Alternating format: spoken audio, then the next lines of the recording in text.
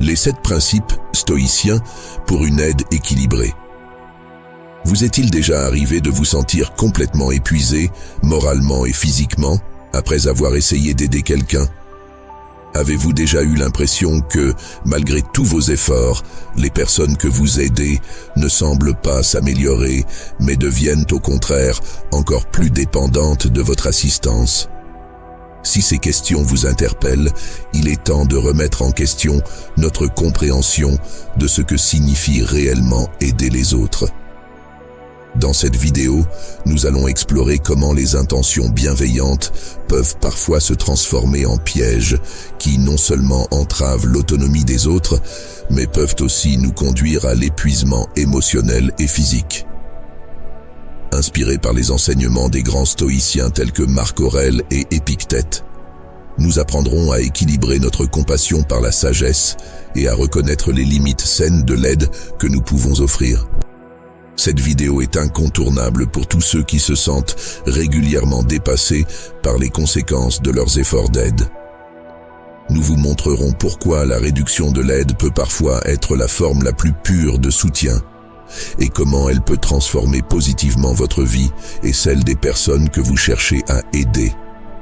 En comprenant les dangers d'une aide excessive, vous apprendrez à promouvoir l'autonomie et la résilience, à réduire le risque de dépendance et à accroître l'efficacité de votre soutien. Si vous vous retrouvez souvent à vous dépasser en aidant les autres, ou si vous cherchez à éviter les pièges d'une aide mal placée, restez avec nous. Cette vidéo est essentielle pour vous. Elle vous offrira des outils pour gérer vos interactions d'une manière plus saine et plus durable. Prenez le temps de vous abonner à notre chaîne et de cliquer sur « J'aime » si vous êtes prêt à repenser votre façon d'aider.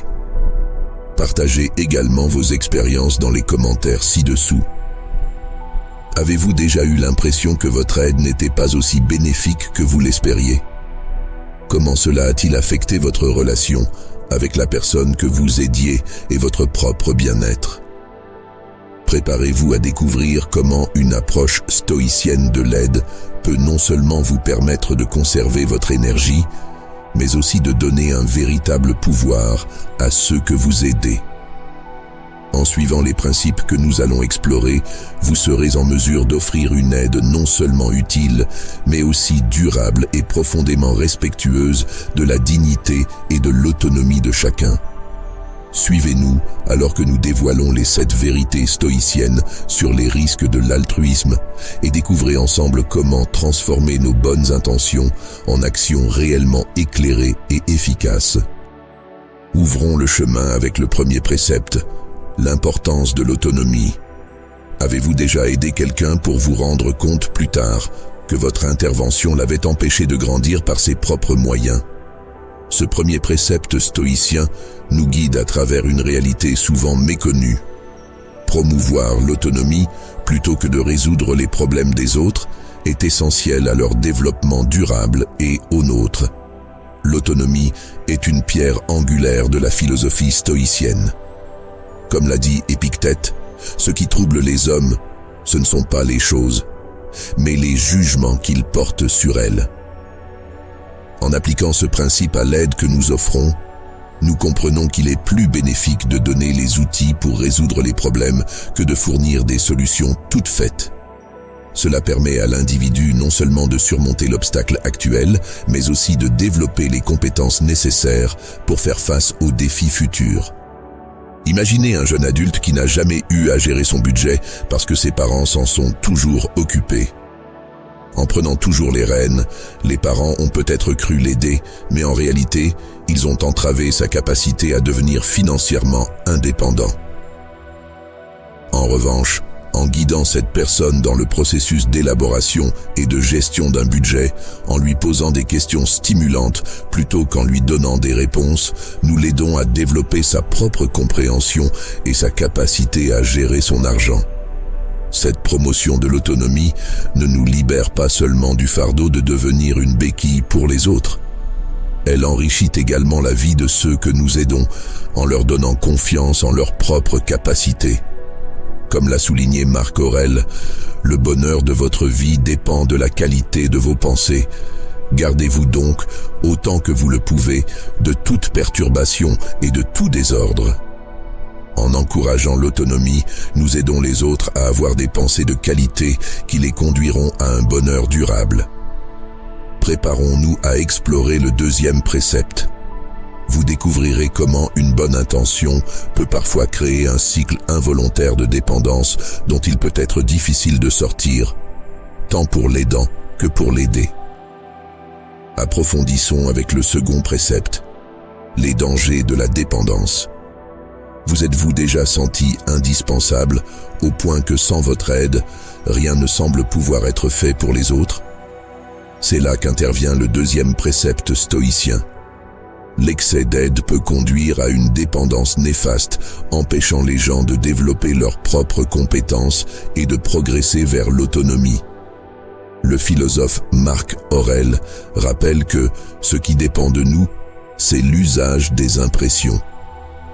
Cette pensée souligne l'importance de laisser les autres se forger leurs propres impressions et résoudre leurs propres problèmes afin qu'ils puissent grandir et apprendre. En intervenant constamment, nous risquons de priver les autres de cette croissance essentielle et de les rendre dépendants de notre présence et de notre action. Prenons l'exemple d'un enfant qui apprend à marcher. Si nous lui tenons constamment la main, il ne découvrira jamais l'équilibre nécessaire pour marcher seul. De même, si nous résolvons systématiquement tous les petits obstacles pour nos proches, comment pourront-ils acquérir la résilience et l'indépendance nécessaires pour faire face à la vie? Sénèque, un autre grand stoïcien, nous met en garde. Il ne faut pas plus craindre de donner de l'aide que d'en recevoir, car si l'un est un bien, l'autre est un mal nécessaire. Cela nous amène à réfléchir au fait que trop d'aide peut devenir un mal pour celui qui la reçoit, car il se voit privé de la possibilité de surmonter ses propres défis. Nous devons donc apprendre à offrir une aide qui responsabilise plutôt qu'elle n'handicape, en encourageant l'autonomie plutôt que la dépendance. Le véritable défi consiste à savoir quand intervenir et quand se retirer, afin de permettre à nos proches de découvrir leur propre capacité à résoudre les problèmes. Alors que nous nous apprêtons à explorer le troisième précepte, vous découvrirez comment l'établissement de limites saines est non seulement bénéfique pour notre propre bien-être, mais permet également aux autres de grandir de manière autonome et responsable. Poursuivons avec le troisième précepte, la valeur des limites personnelles. Avez-vous déjà ressenti l'épuisement de vous donner sans limite au point de négliger votre propre bien-être? C'est là qu'intervient le troisième précepte stoïcien qui souligne l'importance cruciale d'établir et de maintenir des limites saines. Les stoïciens, comme Épictète, nous enseignent que ce qui trouble les hommes, ce ne sont pas les choses, mais les jugements qu'ils portent sur ces choses. Cette réflexion nous incite à réexaminer notre tendance à dépasser nos propres limites au nom de l'aide aux autres. En fixant des limites claires, nous préservons non seulement notre énergie, mais nous permettons également aux autres de prendre leurs responsabilités. L'importance de ces limites se manifeste dans notre capacité à dire non, ce qui est souvent plus bénéfique que nous ne le pensons. Prenons l'exemple d'une personne submergée de demandes d'aide au travail. En apprenant à refuser poliment, cette personne protège non seulement sa propre santé mentale, mais encourage également ses collègues à développer leurs propres compétences en matière de résolution de problèmes, ce qui est fondamental pour leur épanouissement personnel. Sénèque ajoute « Nous souffrons plus souvent en imagination qu'en réalité ». Ce rappel nous aide à comprendre que poser des limites ne nous rend pas insensibles ou égoïstes, mais au contraire plus efficaces et attentifs lorsque nous choisissons d'intervenir. Ce précepte ne soulage pas seulement notre charge mentale, il enrichit également nos relations en établissant des interactions basées sur le respect mutuel plutôt que sur la dépendance. En reconnaissant et en respectant nos propres limites, nous enseignons par l'exemple, permettant aux autres de voir la valeur d'une vie bien équilibrée. Alors que nous nous dirigeons vers le 4e précepte, nous explorerons comment l'identification et la gestion de l'aide non sollicitée peuvent prévenir les conflits et responsabiliser les autres, un autre aspect essentiel du maintien de relations saines et respectueuses. Approfondissons avec le 4e précepte. Reconnaître et gérer les risques de l'aide non sollicitée. Combien de fois avez-vous offert votre aide sans qu'on vous le demande, pour vous retrouver confronté à des réactions de rejet ou d'inconfort? Ce précepte explore les limites délicates entre l'assistance et l'intrusion, soulignant l'importance de respecter l'autonomie d'autrui. Sénèque, l'un des grands stoïciens, nous rappelle que l'homme qui se mêle de ce qui ne le regarde pas ne saura jamais être en paix. Cette citation souligne une vérité essentielle. Offrir son aide sans discernement peut non seulement être perçu comme une intrusion, mais aussi entraver l'autonomie et l'indépendance de l'autre. L'histoire de Marcus, un manager bien intentionné qui proposait constamment son aide à ses subordonnés, illustre parfaitement ce point. En intervenant systématiquement, il a involontairement empêché son équipe de développer ses propres compétences en matière de résolution de problèmes, la rendant excessivement dépendante de lui. Le respect de l'autonomie est un pilier central de la philosophie stoïcienne, qui valorise la capacité de chaque individu à exercer son propre jugement et à prendre des décisions en connaissance de cause. Comme le dit Marc Aurèle, la meilleure façon de gagner le respect des autres est de montrer que l'on peut se passer d'eux. Cela nous enseigne que, parfois, la meilleure aide que nous puissions apporter est de nous tenir à l'écart, de permettre aux autres de faire face à leurs propres défis et de grandir grâce à eux. En suivant ce précepte, nous nous préparons non seulement à éviter les pièges de l'aide non sollicitée, mais aussi à encourager efficacement l'autonomie et la résilience chez les autres. Cette approche renforce les relations équilibrées fondées sur le respect mutuel plutôt que sur la dépendance. Lorsque nous passerons au précepte suivant, nous étudierons comment équilibrer nos efforts d'aide en veillant à ce que nos actions soutiennent réellement le bien-être à long terme des autres sans compromettre notre propre intégrité ou celle de nos relations. Approfondissons maintenant avec le 5e précepte, équilibre entre compassion et sagesse. Avez-vous déjà eu l'impression que votre désir d'aider peut parfois compliquer les choses plus qu'autre chose? Ce précepte nous guide dans la frontière ténue qui sépare une aide bénéfique d'une aide imposée, qui peut avoir des conséquences fâcheuses. Épictète nous enseigne que ce n'est pas ce que nous faisons qui nous affecte, mais la manière dont nous le percevons. Cette réflexion s'applique parfaitement à la manière dont nous offrons notre aide. Il ne suffit pas d'agir avec compassion, il faut aussi agir avec sagesse. En analysant l'histoire de Livia, une thérapeute qui a appris à ses clients à identifier quand et comment intervenir dans les affaires d'autrui sans causer de tort, nous voyons l'importance de l'équilibre. Livia a enseigné que parfois, la meilleure aide consiste à laisser les gens faire face à leurs propres difficultés, ce qui leur permet de développer leur résilience. Ce précepte souligne l'importance de prendre en compte non seulement les besoins immédiats, mais aussi les effets à long terme de nos actions. Marc Aurèle a dit « La vraie sagesse consiste à ne pas se précipiter dans l'action avant d'en avoir pesé les conséquences. » Suivre ce conseil peut nous éviter de tomber dans le piège de l'aide impulsive qui, bien que bien intentionnée, peut parfois nuire à l'autonomie de l'autre. En adoptant une approche stoïcienne, nous apprenons à mesurer notre compassion à l'aune de la sagesse pratique, en veillant à ce que notre aide soit réellement bénéfique et ne soit pas simplement une réponse à notre propre malaise face à la souffrance d'autrui. Préparez-vous à explorer le prochain précepte plus en profondeur, où nous discuterons de la reconnaissance de nos propres limites pour aider de manière plus efficace et durable. Approfondissons notre compréhension avec le 6e précepte. reconnaissance de sa propre vulnérabilité. Avez-vous déjà eu l'impression que votre désir d'aider les autres compromettait votre propre santé ou votre bien-être? Ce précepte crucial explore la manière dont la reconnaissance et l'acceptation de nos propres limites sont essentielles pour soutenir les autres de manière efficace et durable.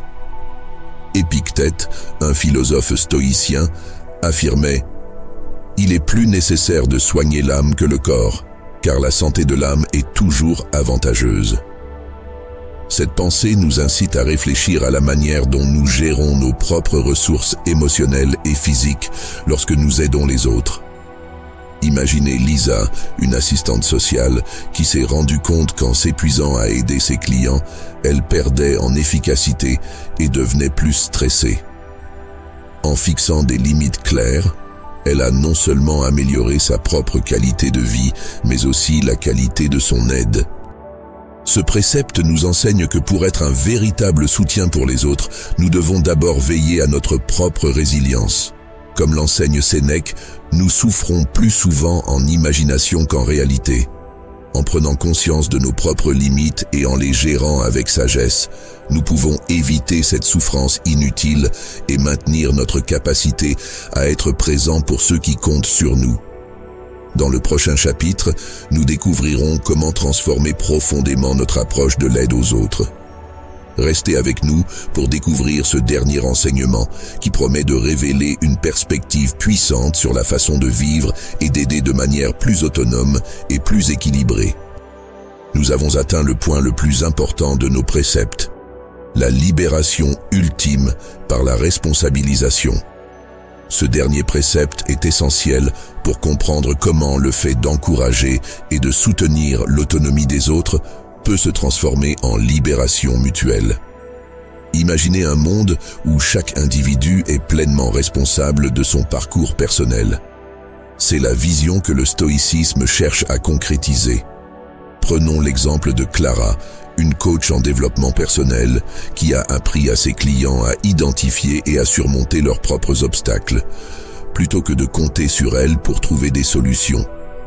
Par exemple, l'un de ses clients, Tom, luttait contre la procrastination. Clara ne s'est pas contentée de lui donner une liste de tâches à accomplir, elle l'a guidé dans un processus d'autoréflexion pour découvrir l'origine de sa procrastination. Utilisant une approche que Marc Aurèle pourrait approuver, elle lui a appris que, très souvent, les choses les plus urgentes ne sont pas les plus importantes. Cette réflexion a permis à Tom de reconsidérer ses priorités et de développer ses propres stratégies de gestion du temps. Marc Aurèle, dans ses méditations, souligne que « le bonheur de votre vie dépend de la qualité de vos pensées ». Cette phrase résonne profondément avec notre précepte. En apprenant à Tom à gérer ses pensées, Clara a encouragé une forme d'autorégulation qui atténue la dépendance à l'égard d'une aide extérieure, renforçant ainsi son autonomie. Ce précepte d'autonomisation nous libère non seulement du fardeau de résoudre les problèmes des autres, mais favorise également un environnement dans lequel chaque individu apprend à valoriser sa propre capacité de croissance et de changement.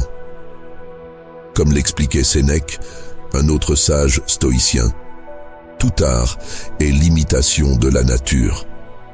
En permettant à l'individu d'apprendre de ses propres expériences et de suivre sa nature rationnelle, nous imitons l'ordre naturel et facilitons une véritable transformation.